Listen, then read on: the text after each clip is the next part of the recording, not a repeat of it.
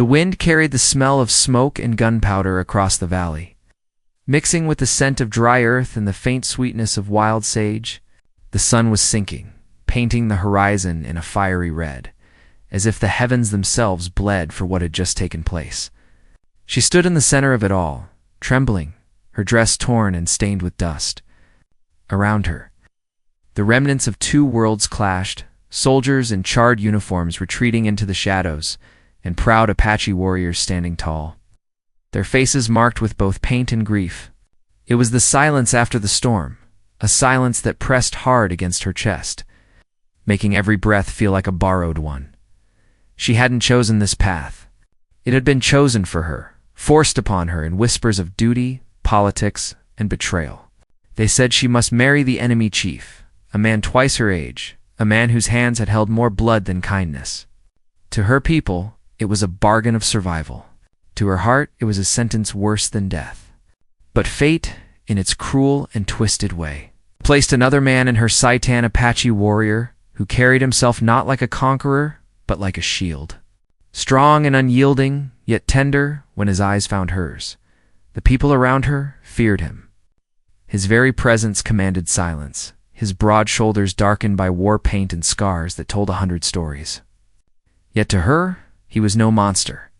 There was a fire in him, but it was not one that destroyed it. It was one that protected, that stood in defiance of cruelty. She had seen it the first time their paths crossed, when blades clashed and the world roared with violence. Yet he had spared her, not out of mercy alone, but with something deeper, something unspoken. Rumors spread quickly through the camp. Whispers of how the foreign girl had caught the warrior's attention, how he stood closer to her than tradition allowed, how his shadow fell over her as if to guard her from the very people who had traded her away. Some called it foolishness, others rebellion. But she could feel the truth burning in her chest. He looked at her not as a prisoner, not as a pawn, but as if she carried a piece of his very soul. Every night, when the flames of the campfires lit up the dark plains, she sat alone, her wrists marked by the ropes of her forced fate. Yet she was never truly alone. From the edge of the firelight, she could sense him watching, silent as the night, his hand never far from the weapon at his side. She wondered if he feared for her safety or for his own heart, now tangled with hers in a way neither of them could explain. Her people had betrayed her, binding her future to a man she did not love, a man she could not trust. But the Apache warrior, he was an enigma, bound by honor yet walking the dangerous line between loyalty to his people and the forbidden desire in his heart. She felt it in every glance, every accidental brush of his hand against hers, every moment when the weight of silence was heavier than words. The land itself seemed to listen, the mountains echoing with secrets, the rivers carrying whispers of promises never spoken aloud. She felt trapped between two fires, the duty that chained her to a loveless fate and the wild, untamed pull of a man who defied everything she had been taught to fear. And though the elders spoke of peace through sacrifice, she could not silence the pounding in her chest when she thought of him. It was not love in its gentle form. It was something raw, dangerous, and unyielding, a bond forged in the heat of survival, sharpened by danger, and softened only by the rare moments when their eyes met and the world seemed to vanish. But the more he tried to protect her, the closer danger crept upon them both. His people questioned his loyalty, and hers branded her a traitor before she even spoke a word. Still, she could not look away from him. The warrior who stood taller when she faltered, who placed himself between her and the cruelty of those who saw her as nothing more than a bargaining tool. He had become her only shield in a land that wanted to consume her whole. But fate is merciless. The day came when the chief, her promised husband, stepped forward to claim her hand. His voice thundered with authority, shadow swallowing hers, as the ceremony fires were lit. And just when the world felt as though it had sealed her away forever, she saw him standing at the edge of the flames, his jaw set, his eyes fierce, his chest rising with the weight of an unspoken vow. The warrior who was never meant to be hers looked at her as if she already belonged to him. And in that single glance she felt it, the storm that was about to break, the choice that would test both their lives. The firelight flickered across his face. She knew in her heart that he would not let her go without a fight.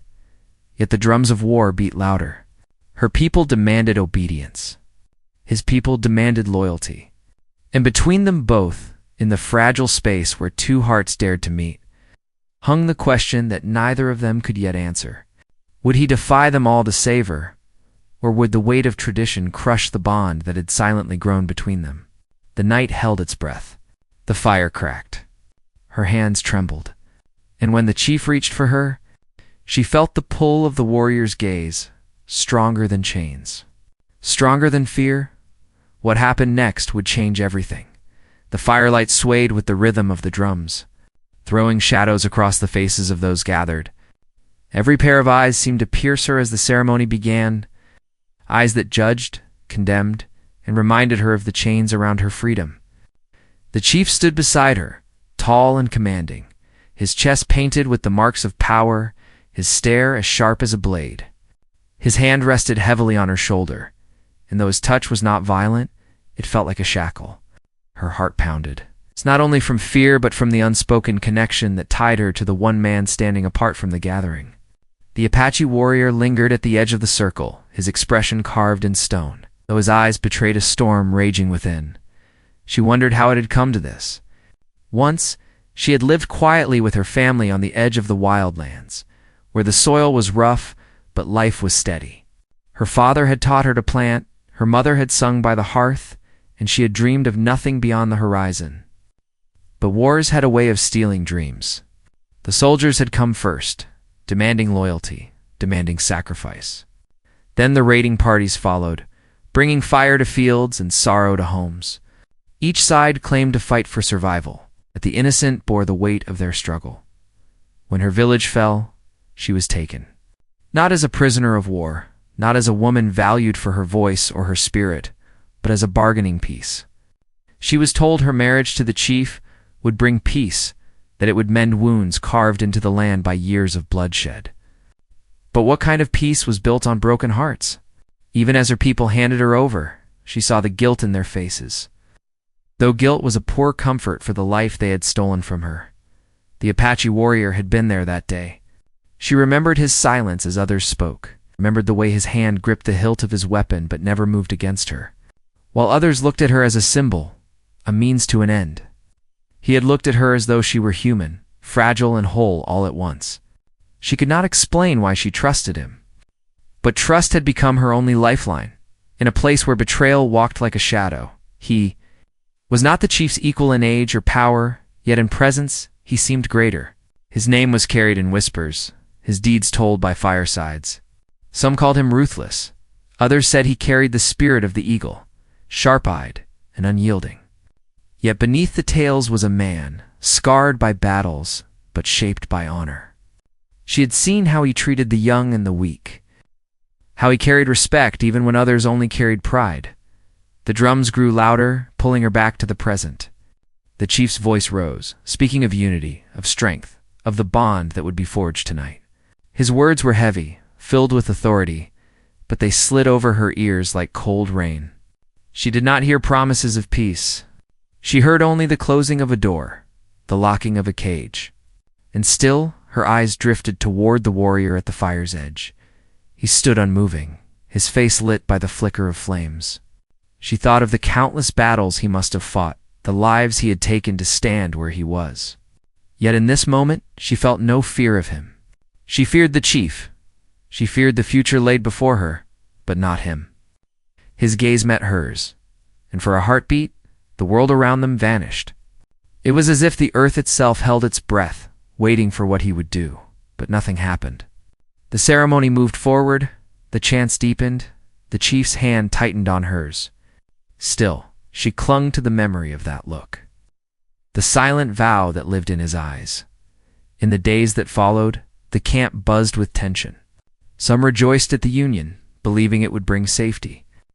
Others muttered of betrayal, calling her a stranger who would never belong. She felt their stares as she walked, felt their whispers rise like smoke around her. Yet wherever she went, she found the warrior was never far. He did not speak to her openly, but she could feel his presence, as constant as the wind across the plains. Sometimes she caught him watching from a distance, his hand resting on the carved handle of his weapon. At night, when she lay awake listening to the songs of coyotes, she thought she could sense him outside, standing guard against dangers unseen. She wondered if he feared for her safety, or if he battled something within himself, a war that had no clear enemy. The chief was not cruel in the way she had feared, but his kindness was heavy with possession. He spoke to her as if she were already his words carrying no space for refusal. He reminded her often that her presence was a gift to his people, that she should be grateful for the role she was given. His eyes lingered on her with pride, not affection. And she knew her place was not beside him but beneath his will, yet the warrior's presence unsettled that truth. He said little, yet every glance, every pause in his steps, told her more than words could. He did not try to own her, did not speak of gratitude or duty. He looked at her as though she were more than what others made her to be, and in that quiet recognition she found strength she thought she had lost. The land itself seemed to mirror her struggle. The skies grew darker with each passing day, storms rumbling on the horizon. The rivers swelled, restless and wild, while the animals moved uneasily through the forests. It was as if the earth knew that peace built on fear could not last. She felt it in her bones, in the weight of the air, in the unspoken tension that hummed through the camp. Whispers grew louder. Some claimed the warrior's loyalty was shifting, that his silence hid a dangerous truth. Others said the girl had bewitched him, that she carried secrets meant to divide them. She heard fragments of their words, each one feeding the fire of her fear. What would happen if the chief learned of the looks they shared, of the bond that had begun to grow in the spaces between silence? Still, she could not turn away. When she saw the warrior training, his body moving with the grace of a predator, she felt a strange ache, a pull she did not understand. When he passed her in the camp, his arm brushing hers for the briefest second, she felt sparks that no words could name. And when she saw the shadows in his eyes, the burden he carried, she longed to reach out. Even though she knew it was forbidden, each night the distance between them seemed smaller. Though the world around them pushed harder to keep them apart, the chief planned celebrations, speaking of alliances and the strength of unity. The elders nodded, but the younger warriors exchanged uneasy glances. Something was brewing, something dangerous, and she feared she was at the heart of it. One evening, as the sun sank low and painted the sky in shades of fire, she slipped away from the circle of tents. Her feet carried her to the edge of the river, where the water moved swiftly, carrying the reflection of the dying light.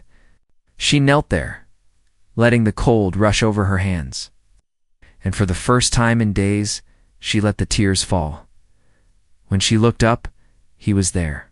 The warrior stood on the opposite bank, his figure framed by the glow of twilight. He did not move closer, did not speak, yet the sight of him stole her breath.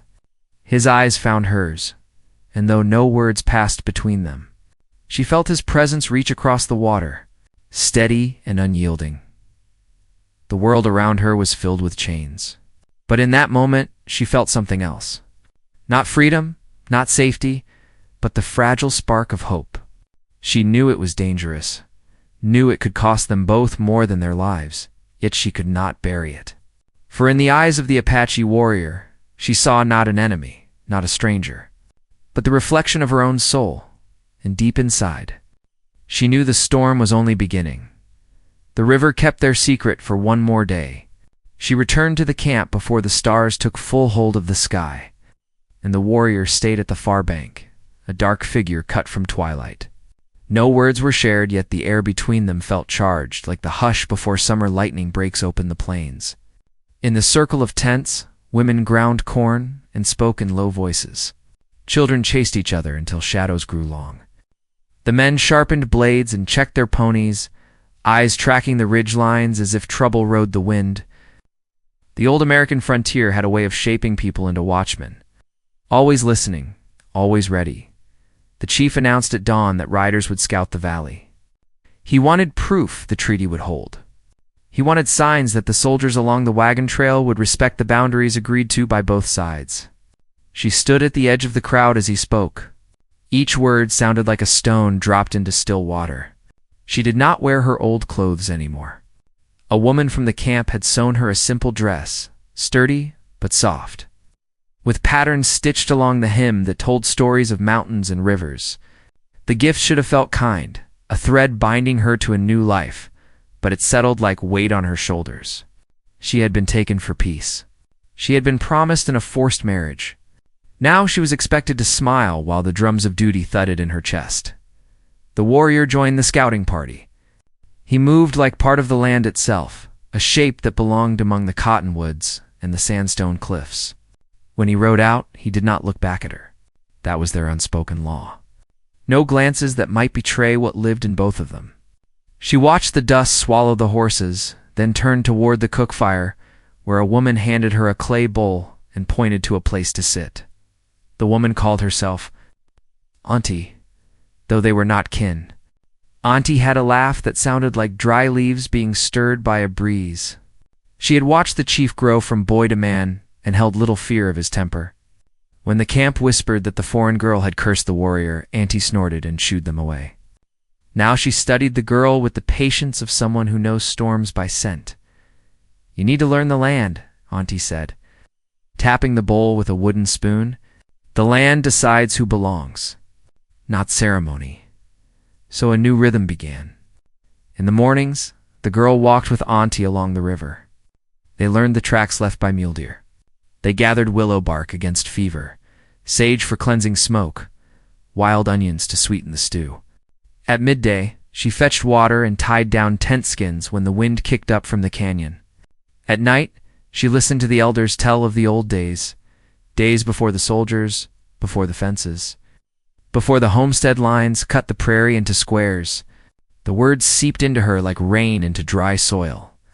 She felt herself changing, not in the way that Chief wanted, but in a way that made her stand taller and breathe deeper. The second rider returned from the scouting party with a tight face. The soldiers had moved their camp closer to the canyon fork. Another group had set up a way station along the wagon trail. The officer in charge had sent a polite greeting and a stiff warning. The treaty would be honored, he wrote, as long as the Apache kept away from the miners in the hills. Any cattle found missing would be blamed on the nearest camp. Any fire seen in the high grass would be taken as a signal for war. The note sounded like kindness and threat poured from the same bottle. The chief gathered his warriors around him. He argued for strong patrols, for discipline, for quiet strength. He touched the girl's shoulder as he spoke of unity, and she forced herself to stand still. Across the circle, she spotted Auntie's frown. The warrior returned near sundown, dust on his hair, calm eyes, taking in every face in the camp. He did not speak until the others finished. When he did, his voice was low, but carried farther than the chief's roar. He said nothing of defiance. He spoke of water holes, of buffalo sign, of the broken fence near the soldier outpost where cattle had wandered through. He spoke of a set of tracks near the ridge, not Apache, not soldier either. He said the land was restless. He said the camp needed watchers at night. After the meeting, the girl carried wood to Auntie's fire. The sky was streaked with fading light, the kind that makes everything look like a painting. When the warrior passed, he paused just long enough to hand her a small leather pouch. Inside were 2 tiny stones, smooth and warm from his palm, a matched pair from the same river bend. Her breath caught. She closed the pouch and tucked it into her sleeve without a word. It was not jewelry. It was a promise to remember, a piece of the land that belonged to both of them. Over the next week, small threads pulled tight. A wagon train limped across the valley with a broken axle and a child burning with fever. The chief wanted them pushed along, fearing spies. Auntie said not helping would bring bad luck. The warrior suggested a trade. Water and herbs for information. So the girl brought willow tea to the sick child and watched the mother's eyes soften with gratitude. She learned the miners had struck a narrow vein in the hills. She learned the officer had a map that cut across sacred ground. A map he swore he would follow if it meant reaching the stage station quicker. She brought the news to Auntie, who took it to the warrior, who took it to the chief. The chief listened, but gave nothing away. a different subplot began to rise inside the camp. A young warrior who followed the chief like a shadow started to watch the girl too closely. He was eager to prove himself, eager to show he could smell weakness. He spoke loudly of loyalty, loudly of danger, loudly of women who turned men's thoughts aside. His stares wore a sharpened edge. She felt his eyes at her back while she worked. Auntie noticed. The warrior noticed. The chief did not seem to notice at all. Or he noticed and welcomed it, trusting fear to hold everyone in place. One evening, the young warrior staged a test. He let a horse loose, then accused a boy of failing to tie the knot. The boy shook with fear. His mother pleaded. The young warrior waited for the chief to judge. The silence stretched. Before the chief could speak, the Apache warrior stepped forward and knelt by the knot, rubbing the frayed end between his fingers. He pointed to a scrape on the post that matched the horse's heel. He spoke calmly, showing how the animal had spooked and pulled free, how no boy could have stopped it. The camp murmured. The chief said nothing, and the boy was spared a whipping. The young warrior's gaze turned to flint. From that day, he watched the older warrior with a hunter's patience and the girl with something darker than curiosity. The land tightened its belt. Storms skirted the valley and broke over the mesas. Coyotes sang longer. Ravens followed the riders farther than usual. The soldier outpost sent a messenger who requested a talk at the canyon fork. The chief prepared to go, taking his best men. He told the girl to stay with the women. He told the warrior to lead the escort and to keep his temper. The warrior nodded once, a gesture so small, only those who knew him would see the fire under it. They rode out before dawn. Auntie put tobacco in the fire and said a prayer. The girl stood at the river and watched the current roll past. She thought of the stage station, the wagon train, the outlaw tracks near the ridge that belonged to men who answered to no one. She thought of the map across sacred ground. Every piece felt separate, yet something inside her said they formed one shape. The meeting at the canyon fork turned tense. As soon as the officer unfolded his papers, he spoke in measured tones about boundaries, about the new assay office for the miners, about settlers building a homestead near the springs. He used words like development and progress and safety for all. He spoke to the chief as if speaking to a difficult neighbor rather than the leader of a people. The warrior stood quiet at the edge, taking in the tiny flinches of the officer's jaw, the way his hand hovered near his belt when he glanced at the camp's most seasoned fighters. The officer claimed cattle had gone missing. He claimed smoke had been seen in the tall grass near the stage station. He wanted a pledge that the tribe would keep away from the hills. The chief pushed back, his voice heavy with pride. The map on the paper glinted in the sun. The warrior stared at the ink lines, at the crude square drawn over the springs where children bathed and old men prayed. He spoke once, suggesting the outpost move its fence back to where the treaty said it should be. The officer smiled with his lips, but not with his eyes. He promised to consider the suggestion. He promised to send a surveyor. Promises piled like kindling near a stray spark. On the ride home, the escort found the broken fence near the ridge torn wider. Hoofprints cut the earth like warnings. A small fire smoldered near a pile of brush, as if someone had tried and failed to set the grass alight. The warrior knelt and touched the ash. It was fresh. The prints did not belong to the camp's horses. They did not belong to army mounts either. Someone wanted blame to fall where it did not belong. He took a stick and traced the pattern of the hoof. Auntie had once told him of a rancher in the lowlands who cut his animals' shoes with a notch to claim them easily. The notch was there. By the time the party reached camp, the young warrior had stirred trouble. He told anyone who would listen that the girl had been seen near the river with a shadow at her side. He did not say the shadow belonged to the man who protected the camp so many times. He left the shape unclear and let eyes fill it in. The chief listened, face unreadable. The girl stood with Auntie and kept her chin lifted. The warrior took in the set of her shoulders, the way her hands did not shake, and felt both pride and anger. Not at her. At a world that demanded that kind of courage from the unarmed. That night, a child in the camp fell sick with a sudden fever. The boy thrashed and gasped. The medicine man worked over him while the mother wept. The girl remembered the willow tea she had given to the settler child and asked Auntie for help. Auntie nodded and sent her to the river to cut bark. The young warrior followed at a distance, certain he would catch her with a secret.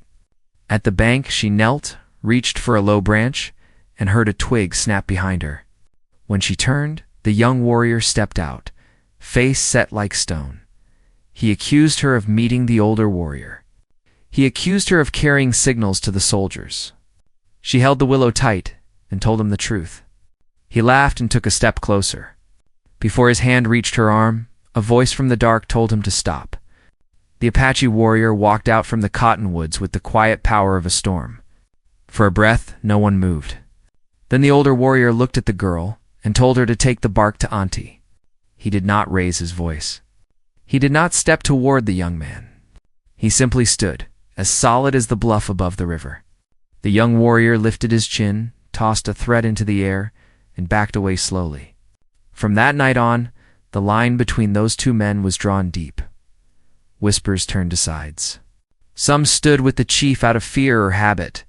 Some stood with the older warrior because they trusted the way he read the land and the way he spared the boy from punishment.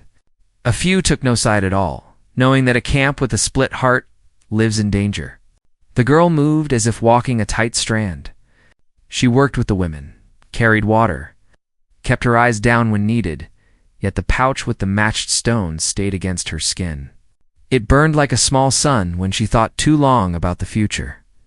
Auntie asked her once, in the hush before dawn, what she wanted. The girl thought of safety. She thought of freedom. She thought of standing in the cottonwoods with a man who looked at her as if she were not a bargain, but a person who could choose. She could not say any of that out loud, so she said she wanted peace on the prairie and water in the springs. Auntie nodded as if the answer was exactly right. The soldiers moved their line again, this time closer to the stage road. A rancher's man rode into the valley with hard eyes and a story about missing steers. He wanted to search the camp's corrals. The chief sent him away, but the message hung like dust. The girl carried baskets toward the river and found a scrap of paper tucked under a stone at the path's bend. It held a rough drawing of the canyon with a mark near the old cottonwood, where the river bends like a bow. No signature. No words. Just the mark and a smear of green clay used by miners. She turned the paper over until the edges grew damp in her hands. That night, the warrior slipped away from the fires and followed the river to the marked cottonwood. He did not tell the chief. He did not want a crowd. He wanted proof. At the roots, he found hoof prints with the strange notch, a narrow groove in the mud where a wooden crate had been dragged, and a set of boot tracks leading to a hollow under the bank. Inside, he found a coil of oily rag and a bottle of lamp fuel turned on its side. A spark kit lay near the bottle, ready to throw flame across the grass if the wind rose right. He swallowed the iron taste in his mouth. Someone aimed to light the valley and to blame the tribe for the blaze. He carried the kit back to camp, wrapped in a blanket. Only Auntie saw him return. She read the worry in his shoulders and told him what she already suspected.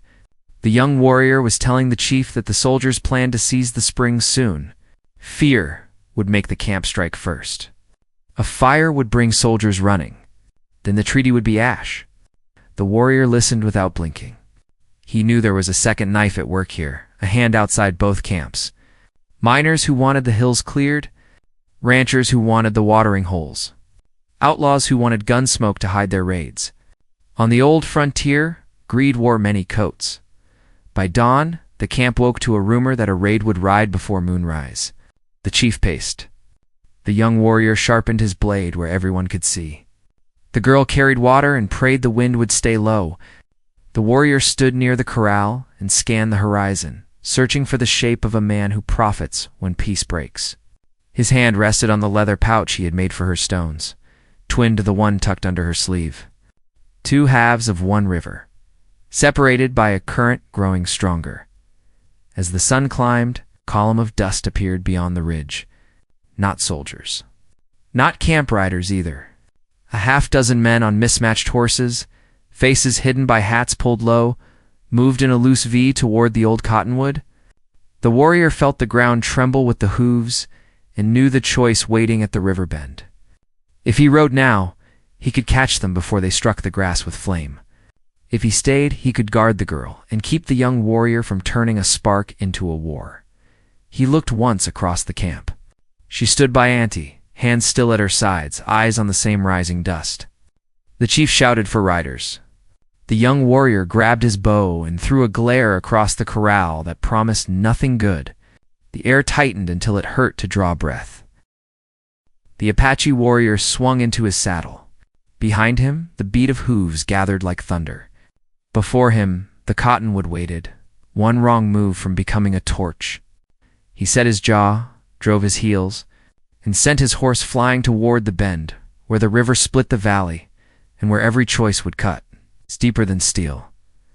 The warrior's horse thundered across the open ground, its hooves drumming like war beats on the hardened earth. Dust rose around him, stinging his eyes, but his focus never wavered from the cottonwood bend ahead. Each stride closed the distance between him and the riders moving to set fire to the valley. Behind him, others from the camp gave chase, their cries breaking into the wind. The chief's voice rang out from the rear, demanding order, but the sound was lost beneath the pounding rhythm of pursuit. The girl stood in the camp, gripping the edge of a water jar until her knuckles turned white. She could see the line of riders vanishing into the haze, but her eyes searched only for him. His figure cut sharp against the rising sun, tall in the saddle, as if he were racing not only against men but against fate itself. Auntie touched her arm gently, whispering that the land would choose its truth, yet the words gave little comfort. The girl knew the land was merciless. Mercy was rare on the old frontier. At the cottonwood bend, the outlaws swung from their saddles. Their faces were hidden beneath scarves, their movements hurried as they pulled crates from under the bank. One struck flint against steel, the spark catching on an oil-soaked rag. Smoke curled upward, faint at first, then stronger. The prairie wind tugged at it, eager to spread its hunger. The warrior drove his horse harder, his heart hammering louder than the hooves beneath him.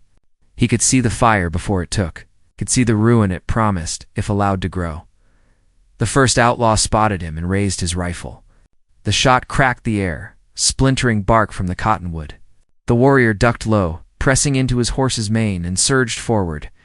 He loosed a cry that carried like thunder, a sound that shook the outlaws for half a breath, long enough for him to close the gap. Steel clashed, hooves tangled, men cursed and shouted. Smoke thickened as the rag flared, then fell into the dry grass. The fire licked eagerly, spreading outward in a thin, deadly line. Back at the camp, panic stirred. The young warrior stood tall, declaring that the girl had brought this curse. He claimed her presence had drawn destruction, that her hands had marked them for betrayal. His words spread like kindling, feeding fear already ripe in the hearts of those who did not trust her. Some turned to the chief, demanding proof, demanding punishment. The chief's face hardened, his eyes shifting between the young warrior's accusations and the empty space where his rival fought by the cottonwood. The girl felt every gaze heavy on her, yet she refused to bow her head. Her voice shook, but she told them she had seen the notched tracks, had seen the men whose boots did not belong to this camp or the soldiers either. Auntie nodded beside her, lending strength with her silence. Still, suspicion grew. The young warrior pressed harder, his voice sharp as a blade, insisting she carried messages to the enemy, that her tears were false, her silence a mask. He demanded she be bound until the warrior returned. The chief hesitated, torn between control and chaos. In that pause, the girl stood straighter, her hands trembling only slightly. She did not plead. She did not beg. She simply looked out toward the horizon, where dust swirled above the bend and smoke rose like a black wound. Her silence carried more defiance than words. At the cottonwood, the battle grew fierce. The warrior clashed with the outlaws, his blade flashing in the light, his horse kicking dirt into their eyes. One outlaw lunged. The warrior met him with the strength of a man fighting not for himself but for the land, for the people, for something deeper than either side could understand. Another outlaw swung a club, striking the warrior across the shoulder, but he gritted his teeth and pressed on. The fire crept wider, flames snapping as the wind fed their hunger. If it spread too far, the valley would burn. Both camps would suffer. The outlaw with the flint tried again, but the warrior cut him down with swift precision. He grabbed the oil-soaked crate and hurled it into the river, where it hissed and died. Another outlaw fled on horseback, shouting promises of return, while the others fought until the ground was stained with struggle. The warrior's chest heaved, his breath ragged, but he forced the flames back with water drawn from the river, beating at sparks until the line of fire shrank. Still, smoke billowed into the sky, carrying its warning for miles. Soldiers would see it. Miners would see it. Trouble would come faster than anyone could prepare. When the warrior returned to camp, the people parted in tense silence. His horse dripped with sweat, his arms stained red, though his wounds were shallow compared to the danger he had faced. He dropped the outlaw's spark kit at the chief's feet, proof of the trap laid against them. The camp murmured, unease spreading like ripples across water. The chief bent to study the kit, his jaw tight, his pride pricked by the truth it revealed. The young warrior's face twisted with frustration, his accusations weakened yet not silenced. His eyes burned when they met the girl's, and she knew the danger had only shifted, not disappeared. That night, the camp sat heavy with silence. Fires burned low, voices hushed. The girl sat beside Auntie, her thoughts tangled like thorns. She wanted to thank the warrior, to tell him that his strength had carried her through the storm of whispers, but no words found her lips. Instead, she watched from the shadows as he stood alone. His gaze fixed on the stars as though searching for answers only the sky could give. She wondered what it cost him to carry such weight, to fight battles seen and unseen. Whispers reached her ears as the wind carried voices across the tents. Some said the soldiers would march at dawn, blaming the smoke on the tribe regardless of truth. Others said the miners had already moved deeper into the hills, their greed sharpening like knives. And still others warned that the young warrior would not rest until he proved his claim. He would force the chief's hand before long. Fear coiled through her stomach, but beneath it something stronger pulsed. It was not courage alone. It was the stubborn flame of survival. It's the same flame she saw in the Apache warrior each time his eyes found hers. Days passed in restless waiting. Scouts reported more riders near the ridge, strangers who vanished before they could be tracked. Soldiers tightened their patrols. The chief grew harsher, demanding loyalty, demanding silence. The young warrior fanned suspicion with every word, twisting doubts into sharper edges. The girl felt eyes follow her everywhere, weighing her, testing her. She walked with her chin lifted, though her heart beat like a drum inside her chest. The tension stretched thinner with each sunrise. One evening, the chief called a council, demanding the elders choose whether to stand against the soldiers or retreat deeper into the land.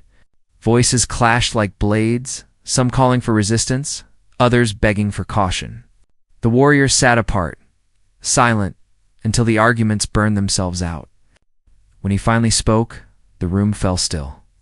He said the land itself was speaking, that the fires, the outlaws, the broken fences were warnings of a storm greater than either side expected. He said fighting now would only deliver them into the hands of those who wanted the valley emptied.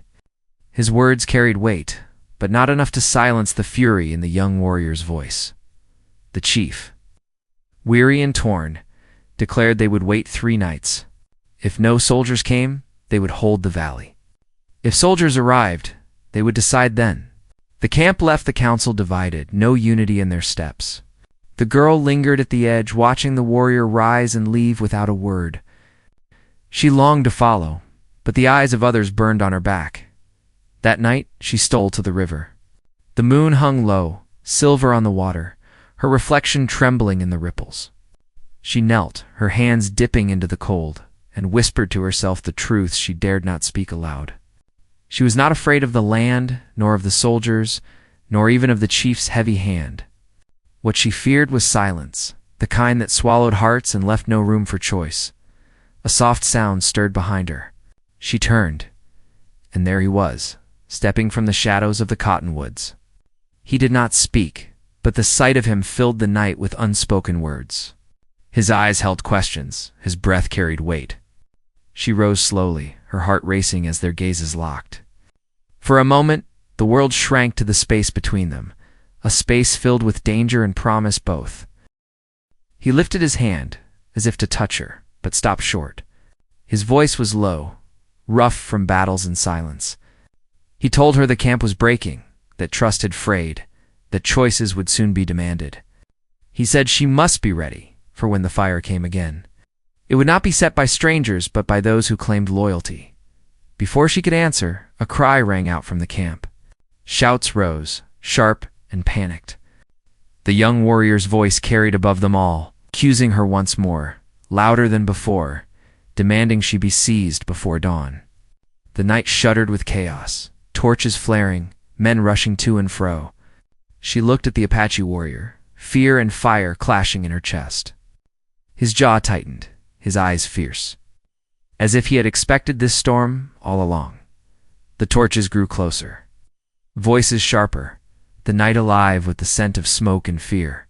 She felt her hands tremble as the warrior stepped between her and the light, his shadow covering her like a shield. He whispered only once, a single word that carried the weight of a vow. The world seemed to hold its breath. The voices drew nearer, the firelight brighter, the danger sharper, and she knew the moment of decision was no longer far away. The storm that had been building across the land, across their hearts, was finally at their door. The camp erupted like dry brush catching flame. Men shouted. Women gathered their children close, and the torches painted wild shapes across the tents. The young warrior's voice rose above all others, sharp with accusation, demanding she be bound before more ruin came. Fear spread quickly, but anger followed close behind, twisting through the crowd like smoke. The girl felt the weight of every stare, the judgment in their eyes, the hunger for someone to blame. Her chest tightened, yet she stood still, her hands clenched at her sides, refusing to bow to lies. The Apache warrior stepped forward, his shadow cutting through the light. His voice carried no thunder, only calm steel. He told them the outlaws had planted the fire, that the proof lay in the spark kit he had thrown at the chief's feet. He reminded them of the boy spared from punishment, the cattle tracks with notched shoes, of the outpost that inched closer each day. He said the girl was no traitor. She was a witness, a thread tying together the truth others refused to see. His words steadied some hearts, but not all.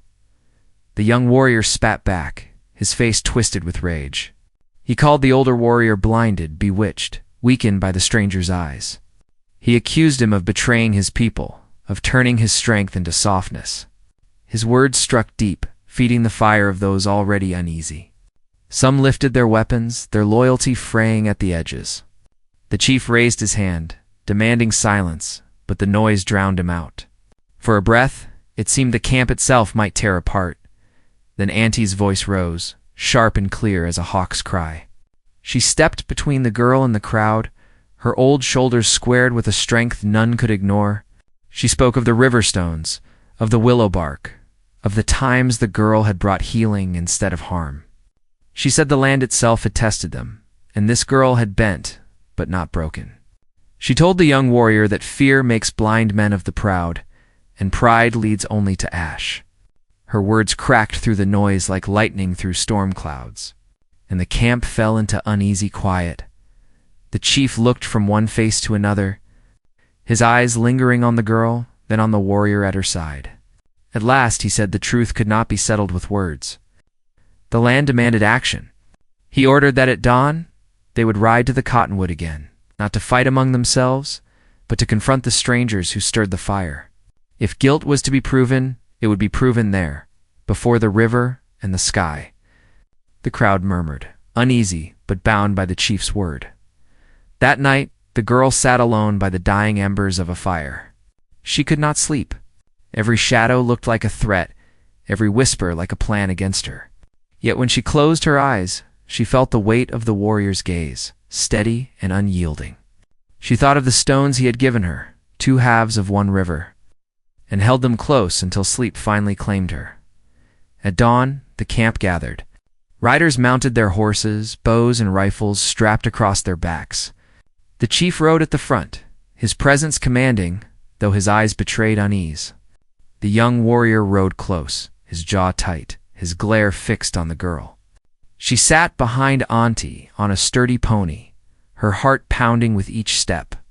The Apache warrior rode near the rear, his expression unreadable. Oh. But his hand never strayed far from his weapon. The cottonwood bend greeted them with silence. Smoke scars lingered on the earth where the fire had almost claimed the valley. The river ran swift, carrying away the ash of battles not yet finished. Then came the sound of hooves.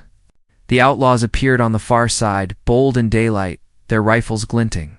Behind them, 2 miners rode with maps, stuffed into their belts, eyes greedy for land that was not theirs. It was no mistake they were together. It was no rumor. The truth stood clear as stone. The chief demanded answers, his voice booming across the river. The outlaws laughed, claiming they answered to no man, only to coin and hunger. The miners spoke of claims, of rights written on paper, of progress that would not wait for the past to step aside. They called the land wasted, unbroken, waiting for fences and plows. Their arrogance was a blade sharper than steel, cutting through whatever thin thread of peace had remained. The Apache warrior spurred his horse forward, his voice rising for all to hear. He told the outlaws their lies would not poison the valley, that their fire would never carry. He said the springs, the cottonwoods, the very soil had chosen their people long before greed had drawn its map. His words struck the air like arrows, and the crowd behind him stirred, anger swelling, pride awakening. The young warrior, eager for blood, shouted for battle, raising his bow high. The chief hesitated, torn between caution and fury. The moment hung, balanced on a knife's edge. The girl's breath caught. She knew whatever happened here would decide everything. She saw the outlaws reach for their rifles, the miners edging their horses closer, the young warrior urging his people forward. Then she saw the Apache warrior turn his head, his eyes finding hers across the chaos. For the briefest moment, time slowed. His gaze carried a promise, a vow unspoken yet undeniable. Whatever storm broke, he would not let it take her. The first shot cracked, echoing like thunder. Horses screamed, men shouted, arrows streaked through the air. The battle surged forward, dust rising like a second sky. She clung to Auntie, her heart racing as the valley exploded into chaos. The warrior rode into the fray, his blade flashing, his voice calling orders that cut through the noise. The young warrior fought wild, reckless, his rage leading him deeper into danger. The chief tried to rally control, but the clash had already taken its own shape. The girl's vision blurred with dust and fear. But she saw the truth through it all. This was no war for land alone. It was a war for hearts, for trust, for the right to belong. And in that storm, the Apache warrior became more than a man. He became the shield he had always been, a force standing between destruction and survival. When the dust began to settle, the outlaws lay broken or fled, their plans scattered like smoke in the wind. The miners retreated, their maps trampled beneath hooves, their arrogance burned away by resistance they had underestimated. The camp stood battered but unbroken, their unity forged in fire.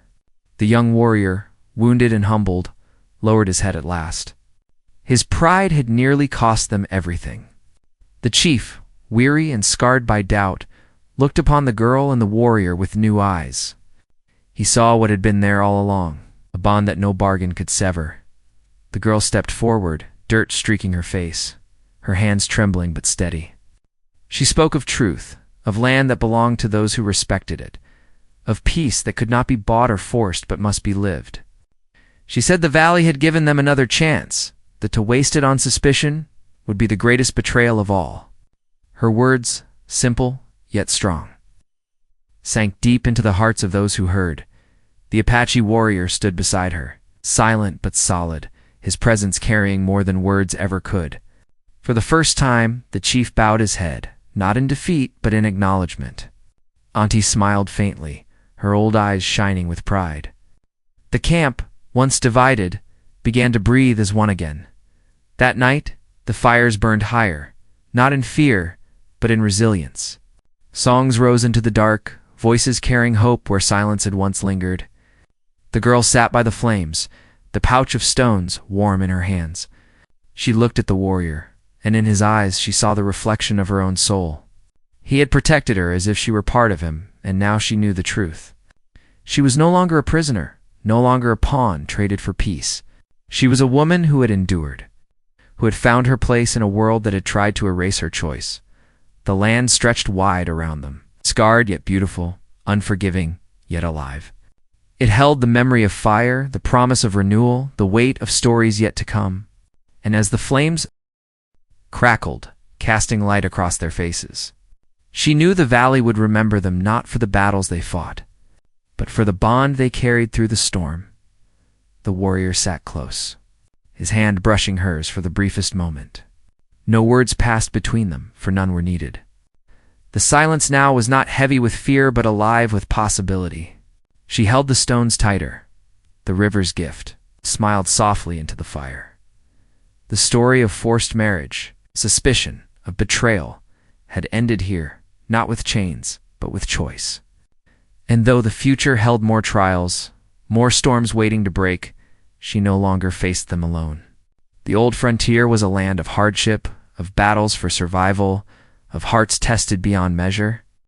Yet it was also a land of resilience, of strength, of bonds that even fire could not destroy.